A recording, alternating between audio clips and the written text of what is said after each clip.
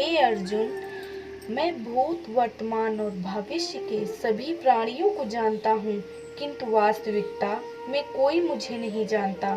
लोग कहते हैं अपनों के आगे झुक जाना चाहिए, किंतु सच बात तो यह है जो अपने होते हैं वह कभी झुकने नहीं देते।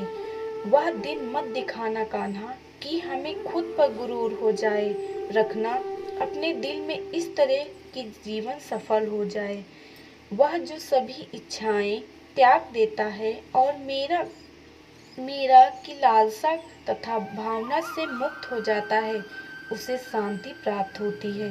हमेशा छोटी छोटी गलतियों से बचने की कोशिश किया करो, क्योंकि इंसान पहाड़ों से नहीं पत्थरों से ठोकर खाता है। शांति से भी दुखों का अंत हो जाता है और शांत चित्त मनुष्य की बुद्धि शीघ्र ही स्थिर होकर परमात्मा से युक्त हो जाती है। अपनी पीड़ा के लिए संसार को दोष मत दो, अपने मन को समझाओ। तुमने मन का परिवर्तन ही तुम्हारे दुखों का अंत है। श्री कृष्ण कहते हैं, एक बार माफ करके अच्छे बन जाओ, पर दोबारा उसी इंसान पर भरोसा करके बेवकूफ कभी न बनो। इच्छा पूरी नहीं होती तो क्रोध बढ़ता है और इच्छा पूरी होती है तो लोभ बढ़ता है। इसलिए जीवन की हर स्थिति में धैर्य बनाए रखना। अगर तुम अपना कल्याण चाहते हो तो सभी उपदेशों, सभी धर्मों को छोड़कर मेरी शरण में आ जाओ।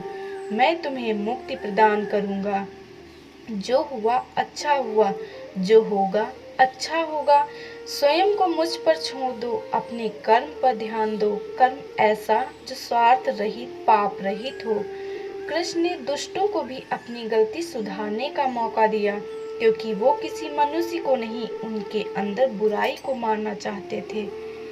संदेह की स्याही से संबंध के पृष्ठ पर कभी शुभ अंकित नहीं होता। इसलिए अपने मन के विचार और संबंधों का आधार दोनों ही शुभ रखें।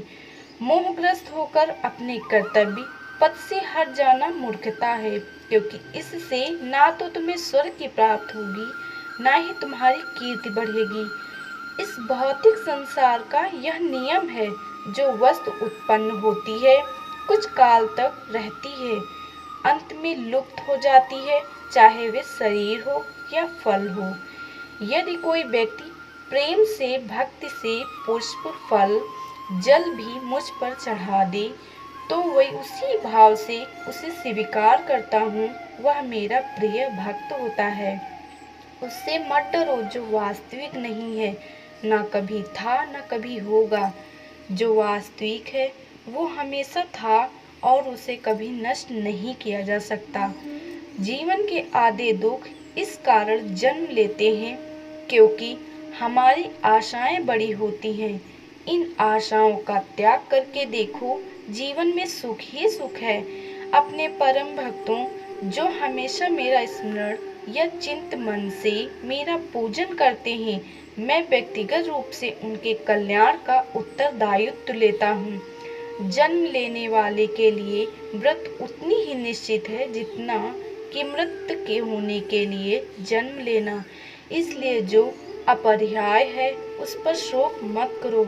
श्री कृष्ण ने कहा है, अगर तुम्हें किसी ने दुखी किया है तो बुरा मत मानना। लोग उसी पेड़ पर पत्थर मारते हैं जिस पेड़ पर ज्यादा मीठे फल होते हैं।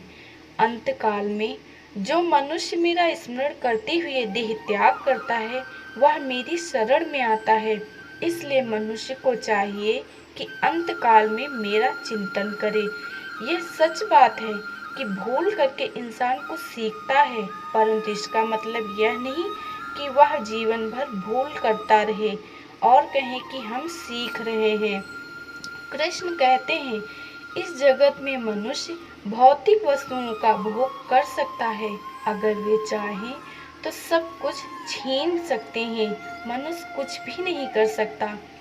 स्वार्थ से रिश्ते बनाने की कितनी भी कोशिश करें, वो कभी नहीं बनते हैं, और प्रेम से बने रिश्ते को कितना भी तोड़ने की कोशिश करें, वो कभी नहीं टूटते।